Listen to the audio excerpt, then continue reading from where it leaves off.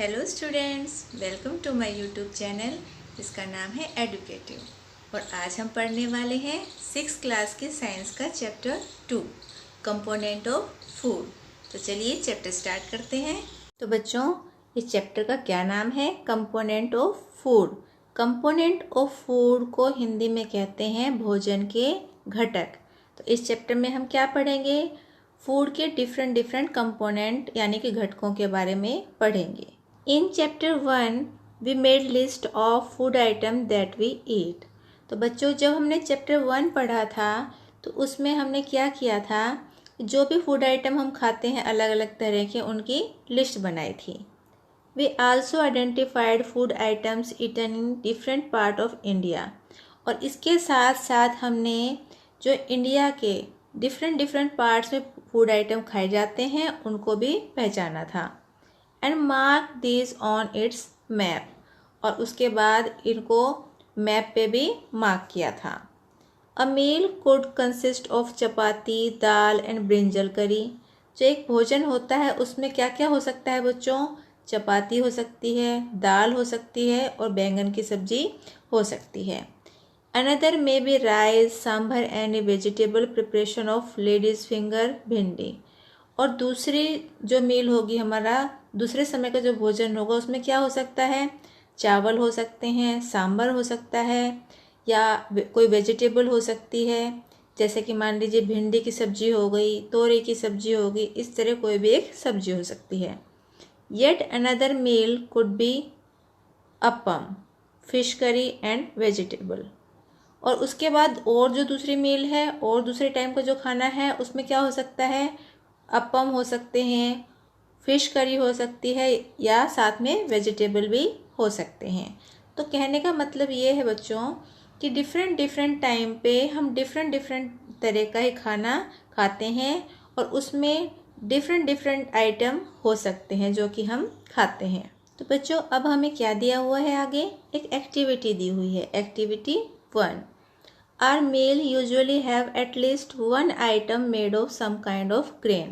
तो जो हमारा भोजन होता है बच्चों, उसमें कम से कम एक आइटम किससे बना होता है? अनाज से बना होता है। जैसे मान लीजिए गेहूं से बना है या चावल से बना है, इस तरह के अनाज से एक आइटम बना होता है। जैसे गेहूं की बनी रोटियां हो सकती हैं। Other items could be a dal और a dish of meat and vegetable. और इसके अलावा जो दूसरी डिश होगी वो कौन सी हो सकती है बच्चों? दाल से बनी हुई, या हो सकता है मीट हो सकती है, या फिर कोई सब्जी हो सकती है। It may also include item like curd, butter, milk and pickles. और इसके साथ साथ इसमें और भी आइटम इंक्लूड हो सकते हैं, शामिल हो सकते हैं, जैसे कि दही है, छाछ है और अचार है। साथ में हम उसके साथ में पापड़ भी ले लेते हैं, कई बार सलाद भी काट लेते हैं। तो ये सब क्या है बच्चों? और फूड आइटम है जो कि हम अपने भोजन में इंक्लूड कर लेते हैं। Some examples of meals from different regions are given in table 2.1।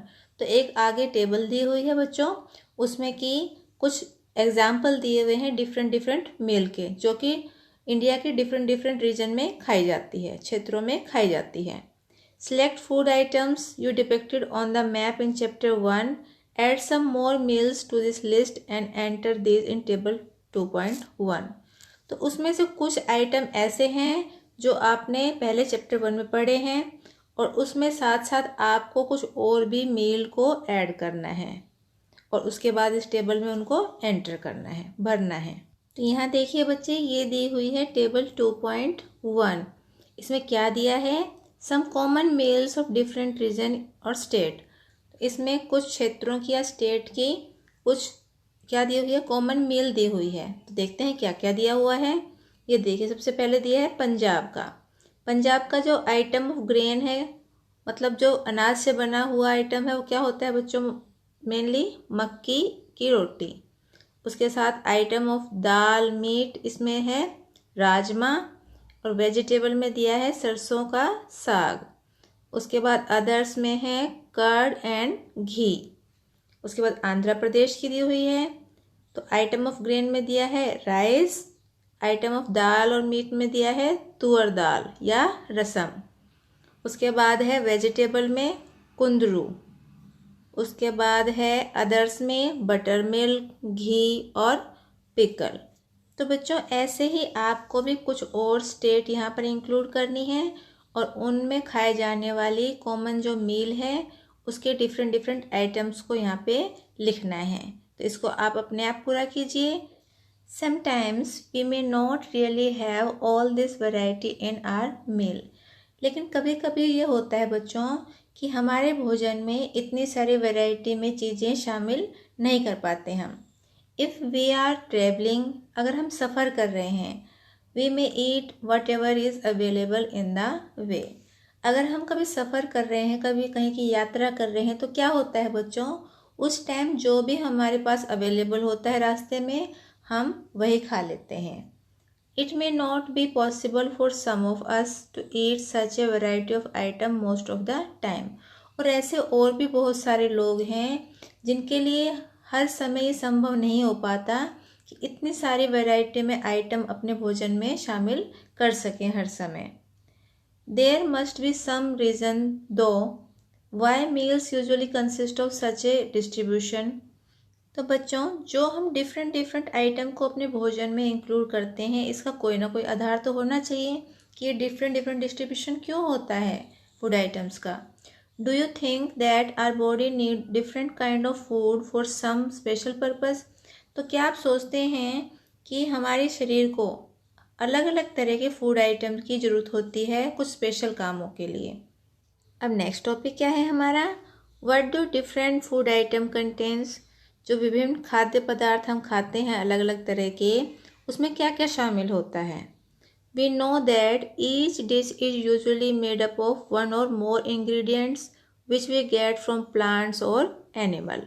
तो बच्चों जो भी हम डिश खाते हैं वो लगभग एक या दो इंग्रेडिएंट से, मेटेरियल से मिलकर बनी होती है और वो हमें कहाँ से प्राप्त होते हैं, या तो प्लांट से या एनिमल से। Which ingredients contain some component that are needed by our body। और जो ये इंग्रेडिएंट हैं उनमें कुछ ऐसे कंपोनेंट होते हैं जो हमारी बॉडी के लिए, हमारे शरीर के लिए आवश्यक होते हैं। These component are called nutrients। और इन्हीं कंपोनेंट को, इन्हीं तत्वों को हम क्या कहते हैं बच्चों, न्यूट्रिएंट्स या पोषक तत्व कहते हैं। The major nutrients in our food are named carbohydrate, protein, fats, vitamins and minerals। और जो हमारे भोजन के मुख्य पोषक तत्व हैं वो कौन कौन से हैं बच्चों, कार्बोहाइड्रेट, प्रोटीन्स, फैट्स, विटामिन और mineral. In addition, food contains dietary fiber and water which are also needed by our body। और इसके साथ ही साथ जो हमारा भोजन होता है उसमें कुछ डाइटरी फाइबर होते हैं यानी कि वृक्षांश, और साथ में जल शामिल होता है जो कि हमारे शरीर के लिए बहुत ही ज़्यादा आवश्यक है। Do all food contain all these nutrients. तो बच्चों जितने भी प्रकार का हम भोजन खाते हैं क्या सभी में सभी पोषक तत्व होते हैं। With some simple method, we can test whether cooked food or its raw ingredients contain one or more these nutrients। तो कुछ सिंपल ऐसे मेथड हैं बच्चों जिनसे कि आप टेस्ट करके ये पता लगा सकते हैं कि चाहे पके हुए भोजन में या कच्चे जो इंग्रेडिएंट शामिल करते हैं उनमें कौन कौन से न्यूट्रिएंट्स शामिल हैं, कौन कौन से पोषक तत्व शामिल हैं। These tests of presence of carbohydrate, protein and fats are simpler to do as compared to test for other nutrients। तो जो बच्चों कार्बोहाइड्रेट्स के, प्रोटीन के और फैट्स के लिए टेस्ट हैं वो बहुत ही सिंपल हैं। तो इनका टेस्ट आप आसानी से कर सकते हैं और पता लगा सकते हैं कि किस फूड में ये न्यूट्रिएंट्स हैं या नहीं हैं। Let us do these tests and record all of our observation in table 2.2। तो चलिए कुछ टेस्ट करते हैं और जो भी अपनी ऑब्जर्वेशंस आएंगी उनको टेबल 2.2 में रिकॉर्ड करते हैं। For carrying out these tests, you will need solution of iodine, copper sulfate and caustic soda। तो इन टेस्ट को करने के लिए आपके पास क्या क्या होना चाहिए, तो iodine solution, copper sulphate and caustic soda. You will also need a few test tube and a dropper। और इसके साथ साथ आपको किस किस चीज़ की ज़रूरत पड़ेगी, कुछ टेस्ट ट्यूब की और साथ में एक ड्रॉपर की। Try these test on cooked food item as well as raw material. तो जो भी ये टेस्ट हैं आप पके हुए भोजन पर भी कर सकते हैं और कच्चे मटेरियल पर भी कर सकते हैं। Table 2.2 shows you a way to record the observation from this test. और आगे हम आपको टेबल 2.2 दिखाएंगे जिसमें आपको पता लगेगा कि अपनी ऑब्जर्वेशन को कैसे रिकॉर्ड करना है। Some food items are given in the table. और कुछ फूड आइटम हमने पहले से ही टेबल में दे रखे हैं। You can conduct the test either with these और any other available food item. तो आप या तो उनमें से किसी फूड आइटम पर टेस्ट कर सकते हैं या कोई जो फूड आइटम आपके पास घर पे अवेलेबल है उस पर भी ये टेस्ट कर सकते हैं। Do these test carefully and do not try to eat or test any chemical. तो बच्चों जब भी आप ये टेस्ट करेंगे अपनी प्रयोगशाला में या अपने टीचर के साथ या कभी घर पे करेंगे तो सबसे पहले आपको ये ध्यान रखना है कि बहुत सावधानी से करेंगे इस टेस्ट को और किसी भी केमिकल को या किसी भी प्रोडक्ट को खाने की कोशिश नहीं करेंगे, न ही उसको चखने की टेस्ट करने की कोशिश भी नहीं करेंगे। If the required solution are not available in readymade form your teacher can prepare them as given in the box. अगर बच्चों आपके पास जो ये सोल्यूशन रिक्वायर्ड हैं ये अवेलेबल नहीं है रेडीमेड फॉर्म में तो आपकी टीचर इनको प्रिपेयर भी कर सकती है। और कैसे प्रिपेयर करेंगी ये हम आपको सिखाएंगे कि किस किस तरीके से प्रिपेयर कर सकते हैं। Let us begin by testing different food item to see if they contain carbohydrate. तो सबसे पहले स्टार्ट करेंगे किससे कि किसी फूड आइटम में कार्बोहाइड्रेट है या नहीं है उसी को टेस्ट करने के लिए शुरू करते हैं। There are many types of carbohydrate. The main carbohydrate found in our food are the form of starch and sugar. तो डिफरेंट टाइप के कार्बोहाइड्रेट होते हैं हमारे फूड में और उसमें से मेनली 2 टाइप के कार्बोहाइड्रेट होते हैं जो कि हमारे फूड में पाए जाते हैं। कौन कौन सी फॉर्म है बच्चों? एक तो स्टार्च और एक sugar. We can easily test if a food item contain starch। तो हम इसको easily टेस्ट करके पता लगा सकते हैं कि जो फूड आइटम में है उसमें स्टार्च है या नहीं है। अगर आपके पास बच्चों जो रिक्वायर्ड सॉल्यूशन हमने बताए थे वो नहीं है तो उनको इन 3 तरीक़ों से प्रिपेयर भी कर सकते हैं। देखिए कैसे प्रिपेयर करना है। A dilute solution of iodine can be prepared by adding a few drop of tincture iodine to a test tube half filled with water. तो सबसे पहले डाइल्यूट सोल्यूशन बनाना है आयोडीन का। वो कैसे बना सकते हैं? टिंक्चर जो आयोडीन होती है उसकी कुछ ड्रॉप डालेंगे टेस्ट ट्यूब में और उसको हाफ किससे फिल करेंगे? पानी से। Copper sulphate solution can be prepared by dissolving 2 gram of copper sulphate in 100 millilitre of water. और कॉपर सल्फेट का सोल्यूशन है वो कैसे बना सकते हैं? इसमें आपको 2 ग्राम क्या लेना है? कॉपर सल्फेट और 100 मिलीलीटर पानी लेना है। उनको आपस में मिक्स करना है, डिज़ोल्व करना है। उसके बाद देखिए third, 10 gram of caustic soda dissolve in 100 ml of water make the required solution of caustic soda. तो कास्टिक सोडा का सोल्यूशन बनाने के लिए हमें क्या करना है? 10 ग्राम कास्टिक सोडा लेना है जिसको कि 100 ml वाटर में डिज़ोल्व करना है, घोलना है, जिससे आपके तीनों के तीनों सॉल्यूशन तैयार हो जाएंगे। तो सबसे पहले हम किसका टेस्ट कर रहे हैं बच्चों? स्टार्च का।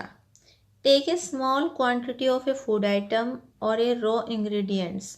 सबसे पहले हमें एक फूड आइटम लेना है कोई भी या कोई कच्चा मटेरियल भी ले सकते हैं। Put 2-3 drop of dilute iodine solution on it. और उसके ऊपर आपको क्या डालना है?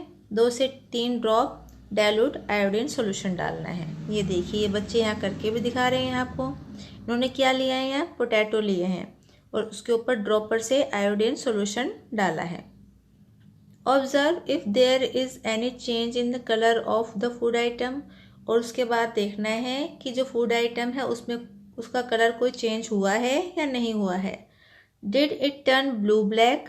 अगर ये ब्लू या ब्लैक हो जाता है, a blue colour indicate that it contain starch. और अगर ब्लू कलर दिखाई देता है तो ये दर्शाता है ये ब्लू कलर कि इसमें स्टार्च है। Repeat this test with other food item to find out which of this contain starch. और यही टेस्ट आपको अलग अलग फूड आइटम पर भी करना है, जिससे ये पता लग सके कि किस किस फूड आइटम में स्टार्च है। Enter all your observation in table. और उसके बाद जो भी आपके ऑब्जर्वेशन होंगी उसको टेबल में फिल करना है। तो बच्चों, ये था हमारा पार्ट 1। नेक्स्ट पार्ट जो बचा है इस चैप्टर का, वो हम दूसरी वीडियो में कवर करेंगे। तो बच्चों, चैप्टर को अच्छे से समझने के लिए इस चैप्टर का नेक्स्ट पार्ट ज़रूर देखें, जो कि हमारी आने वाली वीडियो में आएगा। तो आज की वीडियो में बस इतना ही। लेकिन अगर आपको वीडियो पसंद आई है तो वीडियो को लाइक और शेयर करना बिल्कुल ना भूलें। और अगर आप चैनल पर नए हैं तो चैनल को सब्सक्राइब कीजिए और बेल आइकन को प्रेस ज़रूर कीजिए, जिससे कि मेरी आने वाली सभी वीडियोस आप तक पहुंच सकें और आप उनको देख सकें।